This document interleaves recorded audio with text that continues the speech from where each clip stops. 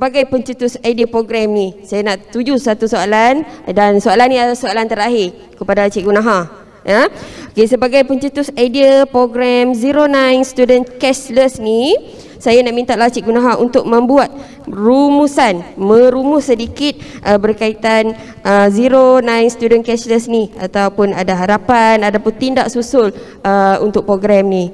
Dipersilakan Cikgu Naha. Okey. Yang pertamanya JPN lah.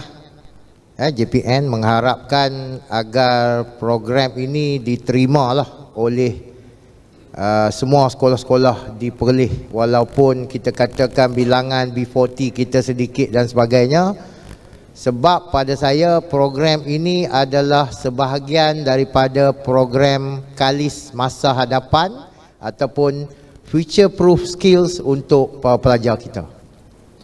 Ya, saya mengharapkan sangat-sangat, walaupun saya tidak menggunakan perkataan wajib itu, tetapi saya mengharapkan sangat-sangat agar semua sekolah mencuba dahulu. Itu yang pertama. Rintis ke tak rintis ke, saya harapnya semua mencubalah. Okey, yang keduanya, saya mengharapkan dalam perkara-perkara baharu yang kita nak buat, saya banyak bawa perkara-perkara baru di Perlis ni. Kalau kita lihat pada negatif, memang kita tak buat lah. Kita akan berhenti di tengah jalan. Of course akan ada pro dan con dia. Negatif dan positif itu tetap akan ada. Saya mengharapkan tuan-tuan lihatlah kepada perkara yang positif. InsyaAllah kalau kita lihat kepada perkara yang positif ini, maka yang negatif itu akan dapat kita atasi secara perlahan-lahan. Memang akan ada masalah, tapi cuba melihat kepada yang positif. Unless memang dah tak boleh sangat, insya-Allah kita akan masuk untuk memberi bantuan. Okey, yang ketiganya tuan-tuan dan puan-puan.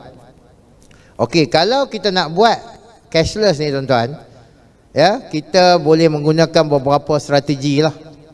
Okey, yang pertamanya kalau sekolah rendah mungkin boleh gunakan untuk apa, darjah 4, 5, 6 dulu. Tahap 2. Kan sebab tahap 2 ni mungkin lebih mudah lah untuk diuruskan. Tetapi tuan-tuan, kalau kita kata 4, 5, 6 ni kita nak rintiskan, kena pastikan bahawa semua orang menggunakan cashless. Tetapi kalau kita bagi pilihan, boleh kita akan buat cashless ni untuk darjah 4, 5, 6, tapi boleh pilih. Masih boleh pilih untuk guna duit ataupun nak guna kad ni. Maka manusia ni dia akan akhirnya pergi kepada kebiasaan yang dia pernah lakukan. Dia takkan pergi kepada perkara-perkara yang baru. Jadi kalau kita nak buat, kita kena mandatory kan semua 4, 5, 6 ni kena pakai cashless. And then slowly kita dah nampak sistem itu berjalan untuk darjah 4, 5, 6, barulah kita perkenalkan kepada darjah 3, darjah 2, darjah 1. Yang pra rasanya tak lah kot, sebab mereka ni tak pergi kantin kan, mereka ni diberi makan. Jadi itu kita kena ada strategi tuan-tuan. Kalau kita kata ikutlah nak bagi cash pun boleh, memang tak ada lah. Memang tak ada. Okey, saya bagi pengalaman saya di sekolah Sains Teluk Intan ni, kenapa kami boleh kekal sedangkan cashless yang diperkenalkan di beberapa sekolah lain akhirnya mereka berbalik kepada pembelian tunai, adalah kerana enforcement itu. Kita memang enforce, tak boleh guna cash. Ini dia akan ada sedikit cabaran lah di awal-awal tu. Tapi akhirnya kalau kita melaksanakan enforcement tu dengan cara yang betul, insya-Allah program ini akan dapat kejayaan untuk kita sekolah, untuk guru-guru dan juga untuk pelajar-pelajar. Jadi itulah 3 perkara lah yang saya harap akan dapat pemimpin-pemimpin sekolah, PIBK, operator-operator juga,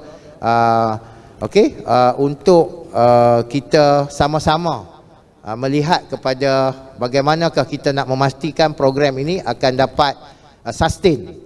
Nak buat transformasi itu satu perkara, tetapi nak sustain tu adalah satu perkara lagi yang sangat sukar sebenarnya.